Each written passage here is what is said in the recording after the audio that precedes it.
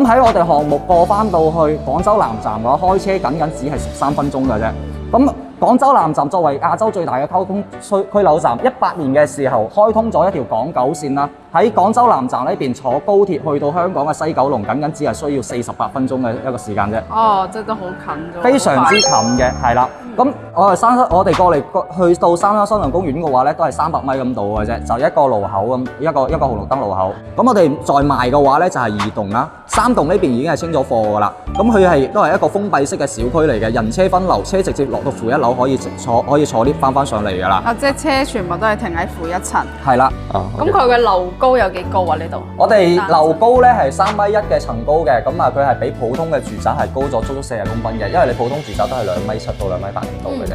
係啦，你可以感受得到入到嚟嘅話，佢嘅高度嗰方面係好舒適嘅。係咯。咁仲有個就係67方2房嘅，咁佢嘅總價嘅話咧就會去到3棟嘅話咧就係明年嘅6月份交樓，咁2棟嘅話咧就係10月份嘅，咁佢推遲嘅話咧就係4個月咁到。咁今日Cheese 咧就同大家分享一個好開心嘅消息啦。咁首先喺大灣區置業咧，肯定係要揾翻香港地產持牌代理公司啦。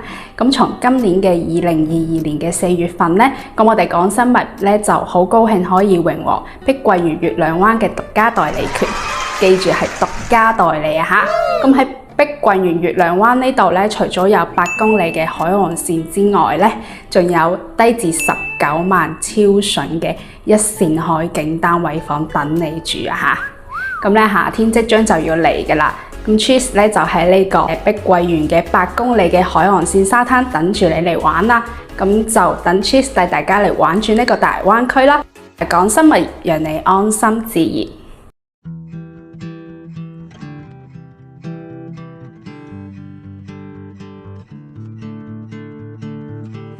You're always hiding in the dark.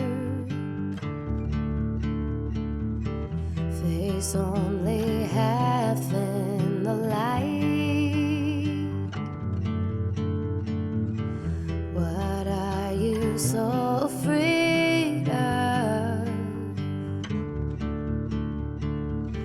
What are you so afraid of?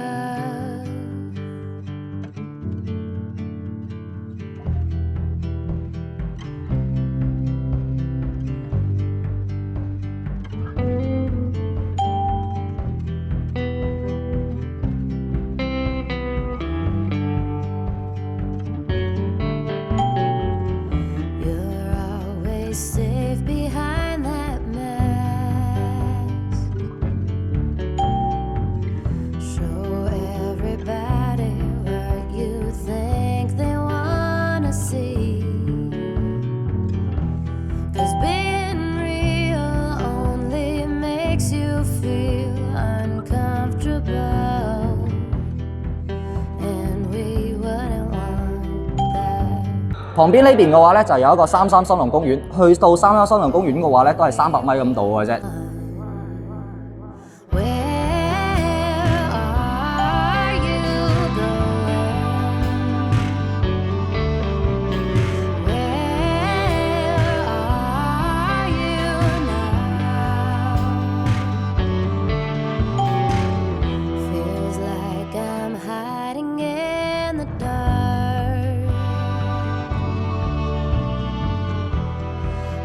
So long since I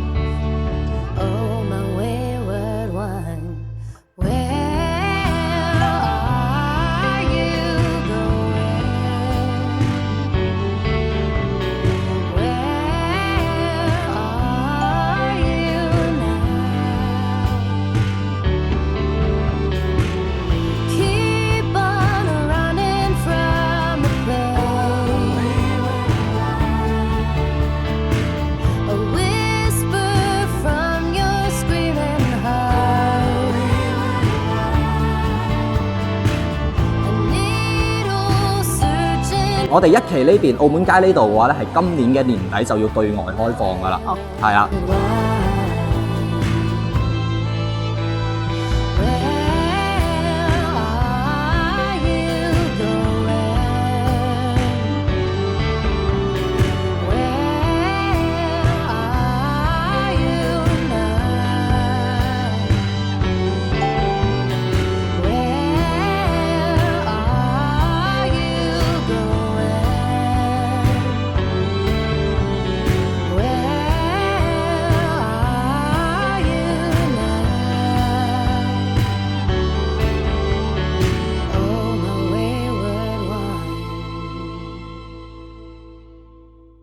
咁一棟嘅話咧就係寫字樓嚟嘅，咁我哋再賣嘅話咧就係2棟啦，3棟呢邊已經係清咗貨㗎啦。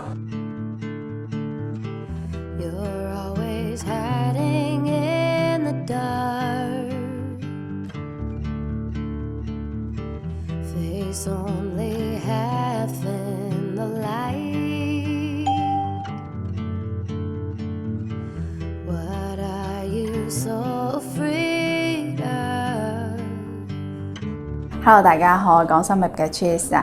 咁 Cheese 咧今日就嚟到呢個佛山市南海區嘅三山新城呢一邊啊。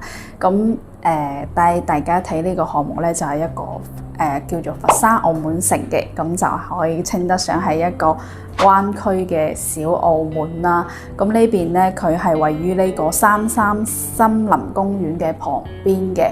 咁啊，空氣啊、環境各方面都非常之好啦，同埋咧佢最重要咧就係佢距離呢個地鐵站咧係非常之近啊！佢最近嘅一個站咧係叫做一個南海有軌電車1號線嘅，咁啊距離1公里左右嘅啫。咁我哋開車過去咧，只係需要大概2分鐘左右，行路嘅話10分鐘就可以到呢個南海有軌電車1號線嘅呢個地鐵站啦。咁我哋過去廣州南站咧，只係需要13分鐘嘅咋，非常之近啦嚇。咁啊，同廣州咁近啦，咁佢嘅價格方面係非常之有優勢嘅。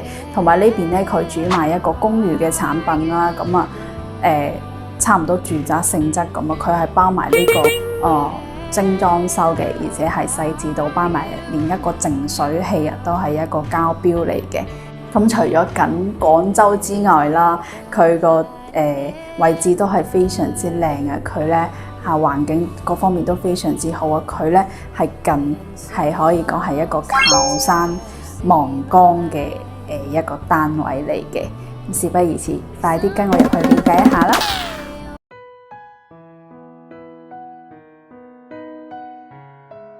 ！Hello， 大家好，咁我而家嚟到呢個佛山澳門城嘅銷售現場啦，咁啊有請到小陳幫我哋介紹一下今日呢一個項目嘅交通區位情況同埋呢個項目嘅在售情況。咁啊陳生幫我哋介紹一下呢個項目嘅交通先啦。OK， 冇問題。咁我哋可以睇翻呢邊嘅區位啊。我哋項目咧係叫佛山澳門城嘅，咁佢係位於呢個三山新城嘅一個中區位置。咁三山新城嘅話咧，亦都係三龍灣板塊嘅一個橋頭堡啊。政府喺三龍灣板塊當中投資咗3376億，咁單我哋三山新城嘅話咧，佢就拆資咗1725億落嚟去打造三山新城嘅。三山新城15年嘅話，亦都係被國家名為粵港澳合作高端服務示範區嘅。點解佢要去選址喺呢邊咧？就係因為我哋三山新城係最靠近廣州三牌變區嘅一個黃金三角位嘅。咁15分鐘嘅話咧，你可以去到西朗地鐵站。喺西朗地鐵站嗰邊嘅話咧，你可以坐地鐵去到廣州嘅各大區域啊。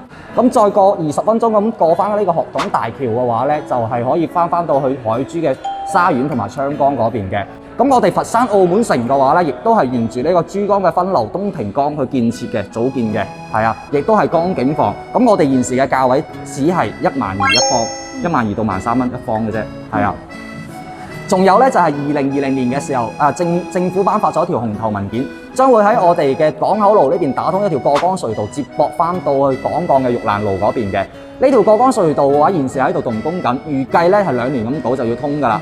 咁喺呢邊嘅話咧，意味住呢條過江隧道通車之後，翻到去廣鋼嘅話咧，僅只係5分鐘嘅時間。哦，真係好近啫。非常之方便嘅，係非常之方便。咁仲有嘅話咧，就係呢條海浦大橋啊。海浦大橋嘅話，沿住長江路過翻到去番禺嘅南浦嘅話咧，都係通橋之後嘅話，都係5分鐘嘅時間可以翻到去南浦嗰邊嘅。現時海浦大橋亦都係喺度動工中，預計住2024年嘅話就可以通橋㗎啦。再睇翻我哋嘅一個南邊呢邊嘅話咧，就係廣州南站，亦都係亞洲最大嘅一個交通區紐站啊！一年嘅一個客流量係非常之大嘅。咁喺我哋項目過翻到去廣州南站嘅話，開車僅只係13分鐘嘅啫。咁廣州南站作為亞洲最大嘅交通區紐站，18年嘅時候開通咗一條港九線啦。喺廣州南站呢邊坐高鐵去到香港嘅西九龍，僅只係需要48分鐘嘅一個時間啫。哦，真係好近咗。非常之近嘅，係啦。咁包括埋咧係去到珠海嘅拱北口岸，翻到去澳門都係45分鐘嘅一個時間嘅啫，非常之方便嘅。現時嘅話亦都係佢大咁拉近咗粵港澳嘅灣區1小時一個生活圈啦。再同你講翻我哋嘅成個三山新城，成個三山新城查實佢就係一個小島嚟嘅，佢佔面都係23.5平方嘅啫，係啊。23.5平方公里，咁佢呢邊嘅話咧，主要係分3個片區開發嘅。一個嘅話咧就沿住港口路往東邊嘅話就係北區，然之後嘅話咧就係我哋南區，仲有嘅話咧就係中區啦。先同你講解下我哋嘅北區呢邊先啦。港口路往東邊呢邊嘅話咧，政府喺呢邊要建設超200棟寫字樓嘅。現時喺呢邊嘅話咧就係已經有70棟寫字樓喺呢邊辦緊工嘅，包括埋咧喺呢邊嗰啲辦公人群嘅話，全部必須係一個科創人員為主嘅，兼埋佢公司嘅每一年嘅稅收必須要達到過億先可以選址喺我哋三山新城北區呢一邊嘅。比較有現時嚟講比較有代表性嘅話咧，就係有新加坡嘅一個楓樹集團啦、楓樹創智園啦，同埋港鴻國際嘅一個時尚創意港啊。咁包括埋咧就係有我哋嘅清華材料研究院啦、三山科創中心同埋呢個星聯科技 EIE。星聯科技 EIE 嘅話，佢主要佢做嘅係一個機器人嘅手臂同埋一個半導體嘅研發嘅。現時嚟講喺呢邊嘅一個辦公人群嘅話，已經係有達到超10萬人次喺呢邊㗎啦。仲有嘅話咧就係我哋廣東4大實驗室之一桂華實驗室啦。桂華實驗室嘅話咧，佢係作為廣東4大實驗室之一嘅話，佢包括埋2020年嘅4月份發射嘅佛山1號衛星喺山西太原發射成功，呢個係商業衛星嚟嘅，亦都係我哋桂華實驗室呢邊去研發成功嘅。包括埋現時嘅一個新冠疫苗嘅變異株，佢嘅疫苗係有同我哋北京科興嗰邊去大家合作去研發呢個疫苗嘅。咁再睇翻我哋嘅南區呢邊，南區嘅話主要係以一個學校同埋金融為主嘅。香港理工大學嘅廣佛校區亦都係坐落於我哋南區嗰邊嘅。兼埋咧佛羅倫薩小鎮，佢係作為意大利嘅一個風情街去打造嘅，只可以喺嗰邊去享受到。過到去嗰度要幾耐啊？2.8公里。2.8公里，我哋過去佛羅倫薩小鎮，開車嘅話就應該10分鐘左右。都唔需要10分鐘嘅，你開車嚟講都係7-8分鐘咁到嘅啫。咁就好近。係啊，咁包括埋咧，我哋呢邊嘅話有一個歡聚集團啦。歡聚集團嘅話咧，佢係作為呢個自媒體研發啦，同埋呢個金融啊各方面，佢會喺呢邊會打造一個叫廣佛之眼嘅一個寫字樓總部。咁佢係高度嘅話係200米高嘅。現時今日啊，佢嗰邊我已經喺度定機開工㗎啦。係啊，啱先我都過咗去睇咗下。仲有嘅話咧就係虎牙全球嘅一個研發總部啊。佢亦都係虎牙全球研發嘅話，虎牙嘅話佢係騰訊旗下嘅一個公司嚟嘅。咁佢亦都係作為呢個自媒體啊方面嘅呢個開發嘅。佢嘅總部嘅話咧，全球研發總部嘅話，亦都係設立喺我哋三山新城嘅南區嗰邊嘅。再睇翻我哋嘅中區，我哋中區主要嘅話咧就係以一個居住同埋旅遊為主嘅。譬如話我哋佛山澳門城咧就係背山望江嘅。旁邊呢邊嘅話咧，就有一個三山森林公園，佢係屬於國家4A 級嘅一個森林公園嚟嘅。政府喺呢邊嘅話投咗3個億落去打造，佔面係3000畝，分3個區域去開發。依家現時1、2區已經係開發咗㗎啦，已經係對外開放嘅。1期嘅話咧，佢係一個4季花海啦，同埋2期嘅話係瞭望塔，3期現時喺度建緊嘅，佢係一個環山路喺度建緊嘅3期啊。咁阿陳生，我想問下咧，嗰個三山森林公園距離我哋呢度有幾遠啊？呢個咧，其實我哋過嚟去到三山森林公園嘅話咧，都係300米咁到嘅啫，就一個路口咁，一個紅綠燈路口。即係到時即係如果住喺呢邊嘅話，都可以望到嗰個森林公園。可以嘅，其實我哋現時嚟講賣緊嘅貨東向嘅話咧，就係可以直接面向住三山森林公園嘅，係啊。咁如果係話南向、西向、北向嘅話咧，其實佢呢3個方向嘅話係面住呢條江嘅，面向住呢條東平江嘅，係啦。陣間嘅話，我會帶你上去睇睇我哋嘅一個實體樓嘅板房嘅，係啊。咁再同你講翻啦，包括埋咧就係沿住呢個濱安公園一路過嚟嘅話咧，就有一個文漢湖公園。文漢湖公園嘅話咧，實佢係會比千燈湖公園係大咗2倍嘅，亦都係一個水湖公園嚟嘅。入面嘅話有包括埋有呢個黑天鵝可以睇得到嘅，現時都已經係對外開放咗㗎啦，咁包括埋咧，仲有一個三山嘅一個電競產業園啦。呢個電競產業園嘅話，主要做嘅係咩咧？就係一個電競，即係電競迷嘅一個國際賽事啊。包括有咩咧？譬如話王者榮耀啊，同埋呢個食雞啊嗰啲啊，都係可以。即係現時嚟講，政府中央嗰邊嘅話，佢係將呢啲遊戲係納入作為嗰個亞運會嘅一個賽事嘅。咁現時有嘅話就係喺上海嗰邊有一個可以即係針對國外嘅國際嘅一個賽事區域。咁到時期嘅話，我哋呢邊呢一個位亦都係作為呢個賽事國際賽事區域去對外開放嘅，係啊。咁再同你講解下我哋嘅成個項目嘅嘅沙盤啦，呢邊啦。咁再同你介紹下我哋呢邊嘅沙盤啦。咁我哋現時可以睇到嘅話咧，就成個我哋佛山澳門城嘅。咁佢亦都係分為3個片區開發嘅。呢邊嘅話咧就係1區，呢邊係我哋1區。咁我哋2區嘅話咧就係我哋所賣嘅一個公寓啊，可明火嘅公寓。3區嘅話咧，我哋呢邊係冇設立喺呢邊，因為佢咧係住宅嚟嘅。拍地價嘅話咧係拍到17000，賣到最高嘅時候係34000。現時已經係冇清晒貨㗎啦，冇晒貨㗎啦，係啦。咁我哋現時所處嘅呢個位置咧係營銷中心係喺呢度嘅，咁佢亦都係俾澳門嘅一個百年珠寶商謝理源珠寶商，佢係攞咗落嚟作為一個城市珠寶嘅一個對外嘅展覽嘅。因為我哋呢邊嘅話，澳門街呢邊嘅話咧係現時嚟講已經係有60%嘅澳門商家已經係喺呢邊簽咗約㗎啦。咁正向住呢邊嘅話咧，就東向就係啱先同你講過嘅三山森林公園啦。喺我哋呢度行過去嘅話咧，都係300米咁到嘅距離，你行路都係5分鐘咁到，你就可以去到啦。即係早上你住喺呢邊嘅情況下，早上嘅話咧，去行一行森林公園；晚上嘅話咧，你可以行一行我哋嘅江景㗎啦。可以行一行我哋嘅江邊。可以散下步咯，食完飯。係啦，係非常之適宜嘅，係啦。咁面向住嘅話咧，就係我哋一個7公里長嘅一個濱江河堤公園啦。呢邊嘅話咧係屬於市政公園嚟嘅，碼頭啊同埋我哋嘅遊艇會同埋碼頭而家現時已經係建好咗㗎啦。陣間你可以出到外邊去影一影外面嘅我哋外面嘅外立場嗰啲景色啊各方面嘅。咁同你講下我哋一期呢邊啦，一期呢邊嘅話，澳門街呢邊嘅話，主要佢係佢係24小時對外嘅一個街區嚟嘅，佢係唔係封閉式街區嚟嘅包括埋咧，佢要打造嘅話咧，其實佢就係將澳門嘅12個景點嘅濃縮版打造翻呢一邊嘅，包括埋一個打卡點嘅話係有超200個打卡點嘅。咁譬如話我哋嘅大三巴前地啊，同埋呢個關閘廣場啊、蒲蓮廣場呢啲啦，現時都係已經喺度建設緊嘅。東望洋燈塔啦，同埋官也街咁。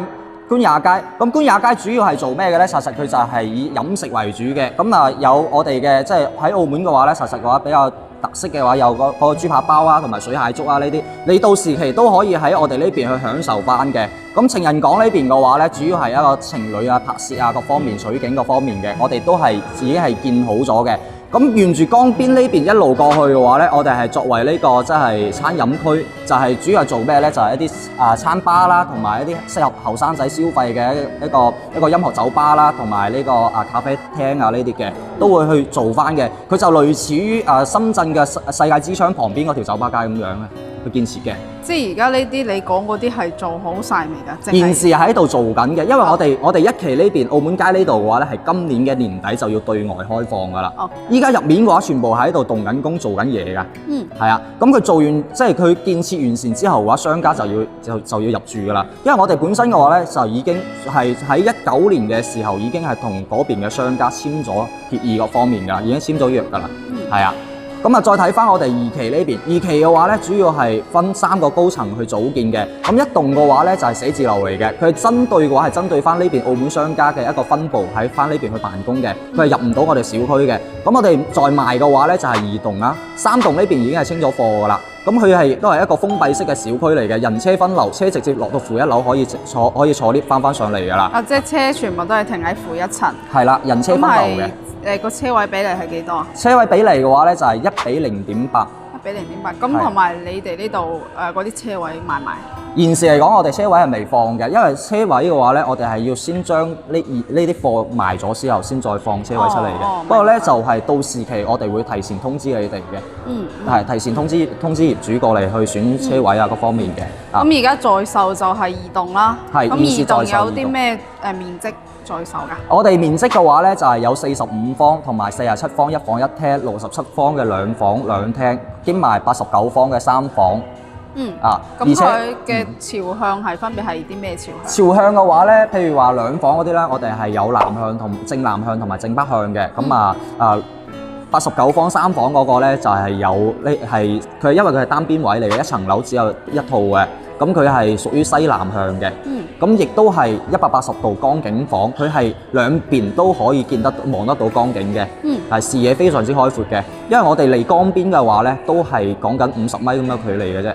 即係向北就望江景，都可以望到西向、南向同埋北向都可以望到江景。然之後東向嘅話咧係望山景嘅，係望翻森林公園嗰邊。係啦。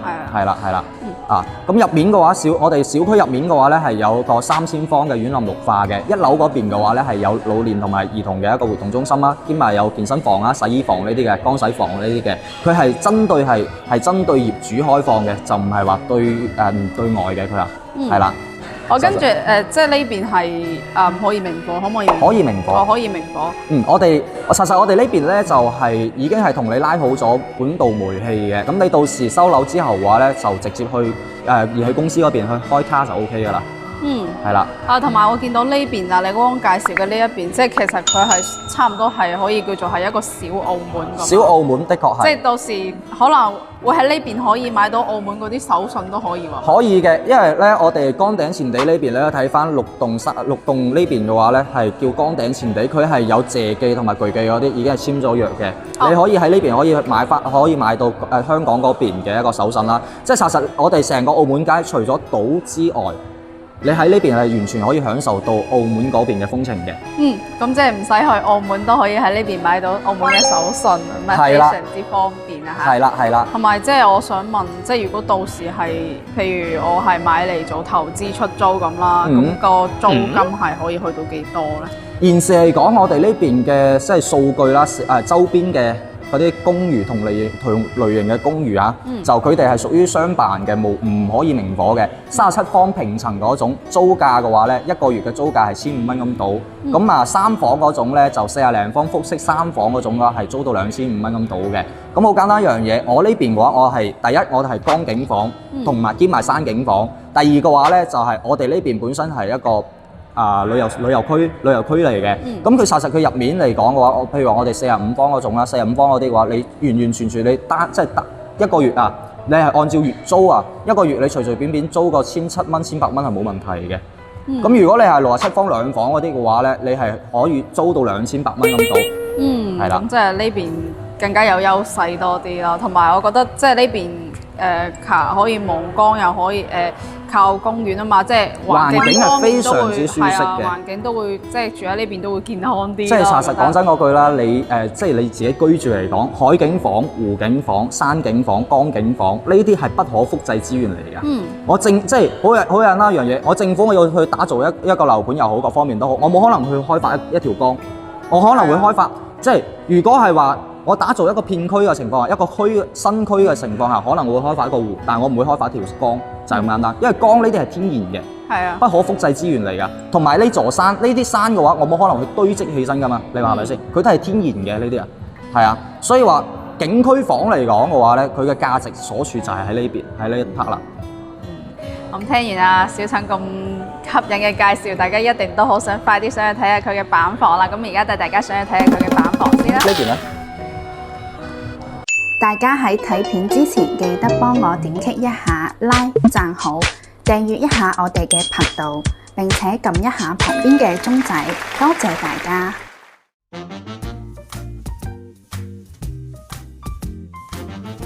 咁我哋依家咧就係嚟到實體板房嘅，可以睇到現時我哋嘅一個電梯間啦，所用到嘅材料嘅話咧係馬可波羅嘅瓷磚，而且嘅話係直接係貼上到去頂嘅，可以睇到直接貼上到頂嘅。咁呢啲嘅話亦都係我哋未來嘅一個交樓標準嚟嘅。咁可以睇睇我哋呢個南向嘅兩房戶型啊。哦，呢只係67方，係啦，兩房兩廳一次嘅。咁可以入嚟感受下我哋嘅呢邊嘅板房啦。咁啊用到嘅話咧，就消防門係3立一體嘅，指紋啦同埋密碼，仲有鎖匙孔嘅。即係到時交付嘅時候交標都係咁嘅。係啦，都係呢個門。係啦，都係呢種門嚟嘅。咁你再可以睇睇翻我哋嘅一個廚房啦。廚房嘅話咧，所用到嘅都係方太嘅一個廚櫃啦。哦，即係到時係會係方太嘅抽油煙機啦，係啦，同埋方太嘅雙露透膠庫嘅，係啦，仲有呢個仲有一個消毒碗櫃嘅，消毒碗櫃，係，哦，仲要係2層嘅，係啊，2層嘅消毒碗櫃都係方太嘅，到時買，全部都係交標係方太嘅，櫥櫃呢啲都係做翻方太嘅俾你嘅，到時期啊。咁呢個 L 型嘅廚房啦，但係即係同時有2個人喺度都冇問題嘅，其實。查實唔會窒㗎。係咯，唔會窒咯，唔會窒㗎。你喺度煮菜喺度洗碗 OK 㗎嘛？唔係佢到時交付嘅時候，呢度後邊都會有個都有嘅板係。係啊，咁你可以睇睇我哋呢邊嘅細節係比較做得好嘅。譬如話啱先莫小姐提到咧，就係我哋嘅牆面啊、廚房上面啊，佢呢啲係有嘅，即係佢係方便你清洗啊。兼埋咧，我哋嘅瓷磚亦都係一樣係貼上到頂嘅，因為廚房嘅話咧，佢係好容易積油煙啊！如果你係用嗰乳膠漆嘅話咧，你後期清洗係好唔方便，係會變黃嘅。但係你瓷磚嚟講嘅話咧，你直接係抹啲油煙嗰方面係好容易抹乾淨嘅。係啊，咁啊呢邊我見到頂頭嗰啲係咪膠？我哋呢邊咧就係有呢個廚霸啦，同埋呢個嗰個新風系統啊，呢啲到時期都會有嘅。廚霸都係即係會出糧，都會有嘅，係啦，都會有嘅，係。咁同埋到時佢廚房呢度都會有個門嘅。有門嘅，呢啲門係膠標嚟嘅。哦，呢個都係。呢個門係膠標嚟嘅。咁我哋到時期嘅話咧，就係會少咗入面嗰層網嘅啫嘛。哦。但門係一樣嘅門，係。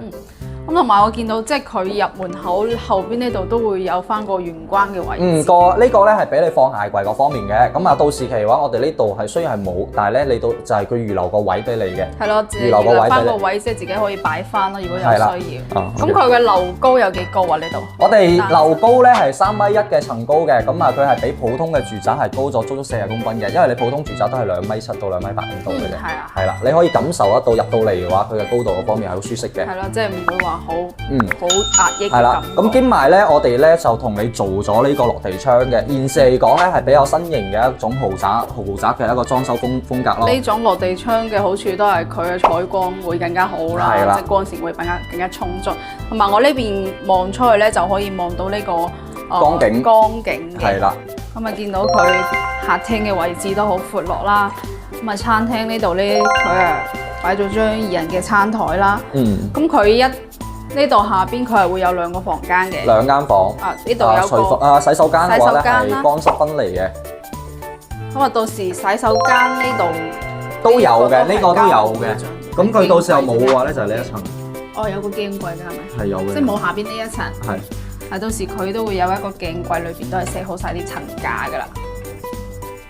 咁同埋呢個水龍頭、洗手盆到時都係有。都有嘅呢個。咁啊見到佢係用美標嘅牌子係咪？佢係用 American Standard 嘅呢個牌子啊嚇。咁啊到時呢下邊呢個櫃都會有㗎啦係嘛？咁啊入到嚟呢個乾濕分離嘅浴室啦，咁啊呢度馬桶啦，到時都係會做好㗎，同埋隔離都會有一個電掣位嘅。咁啊佢浴室裏邊咧，佢係用一個3節嘅玻璃趟門啦。咁啊呢個好處就係佢可以開到最大化啦。咁啊見到佢嘅浴室都唔會話好窄啊，睇下我咁大隻都夠我一個人㗎啦。咁啊到時花灑呢啲都係有嘅膠標嘅。咁啊見到佢浴室裏邊咧做晒啲防線嘅坑紋喺度嘅，咁啊唔驚話會跣親啦。咁啊到時呢個有冇㗎？浴霸係冇嘅，冇嘅，浴霸冇嘅，燈有個新風系統燈就會有嘅燈會有嘅，啊，到時燈燈會有嘅，嘅吸頂燈各方面同你做好嘅。咁啊，洗手間呢度行過嚟，佢係有一個房間啦。咁呢個可以作為長輩房都可以喎。嗯，見到佢擺張雙人床喺度，兩邊仲可以擺到一個床頭櫃啦。咁呢邊仲可以擺到個衣櫃先嘅。咁個飄窗係全陣送㗎，到時可以鋪翻啲榻榻米作為休息區啦。咁呢度望翻出去咧，都係見到江景嘅。咁啊，呢度係朝北南向。咁呢度係朝南向嘅。咁呢個房間佢就做成一個兒童房啦。咁啊，見到兒童房呢度咧，都係會帶有一個飄窗位置啦。咁啊，見到佢擺咗一張床，兩邊仲擺到個床頭櫃啊。咁啊，兒童房都可以擺到一個咁到頂咁大嘅衣櫃啊！咁到時阿陳生到時佢房間呢啲係複合木地板，係我哋嘅膠標嘅話咧係複合木地板，同埋呢個即係牆面嘅話咧，我哋做翻乳膠漆嘅。白色乳膠漆，咁啊到時牆身門啊呢啲全部都會同你做好晒嘅，門呢啲都係呢種咁嘅。係啦，呢種係咩門？木門。係啊。好啦，咁呢個就係67方2房2廳1廁嘅示範單位介紹啦。咁如果各位觀眾有任何嘅查詢或者疑問，都歡迎聯絡我或者講新密嘅團隊。我 WhatsApp 號碼係區號8526063315，又或者可以掃描畫面上面嘅 WeChat， 甚至可以喺呢一條片嘅下邊留言㗎。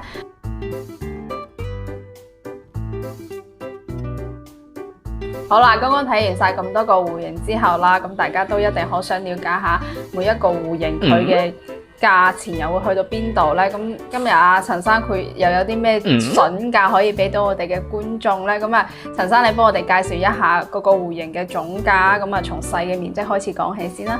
OK 啊，咁啱先嘅話咧，我哋都有介紹咗有個47方啦，咁佢係屬於1房1廳嘅，咁佢呢個總價嘅話咧就去到60萬度，咁仲有個就係67方2房嘅，咁佢嘅總價嘅話咧就會去到90萬度嘅，咁佢仲有翻嘅話咧就係89方3房嗰隻，佢總價嘅話咧會去到140萬，因為咧我哋面積越大嘅價位會相對嚟講高啲嘅，單價都會高啲。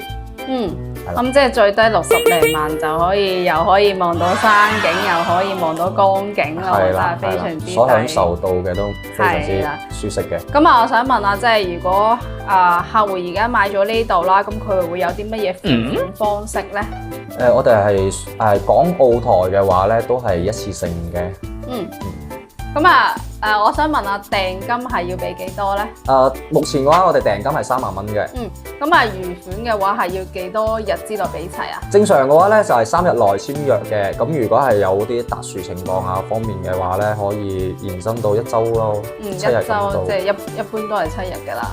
係。咁即係如果係即係要俾齊晒啲房款先可以去網簽。係啦。因為我哋大陸呢邊都係咁樣。而家因為疫情啦，咁如果香港客戶又過唔到呢邊嘅話，咁寄簽即係你可以出公證咯，出公證，然之後話俾個公證人過嚟呢邊去同你去簽咯。即係譬如話你大陸，即係唔係佢公證嘅話，即係或者佢可以委託呢一邊嘅朋友或者係親戚，有親戚喺呢一邊都可以嘅。係啦。咁具體嘅公證嘅流程同埋費用咧，就歡迎個別有意向嘅客戶可以聯繫翻我哋講新密團隊嘅。咁了解完呢個簽約呢一方面啦，咁仲想了解一下有啲咩雜費需要俾嘅咧？有稅費咯，3個點嘅稅費咯，同埋1個點嘅物業維修基金咯。係房款嘅總價嘅3個點，係3個點嘅稅費，同埋1個點嘅物業維修基金。仲有嘅話咧，就係有個簽約費咯。簽約費嘅話比較少嘅，簽約費都係1500蚊啫。1500蚊。係。即係簽約費都係一次性俾嘅啫，係嘛？係啊，你到時期嘅話，你簽約嗰方面嘅情況下嘅話，我哋就交就係㗎啦。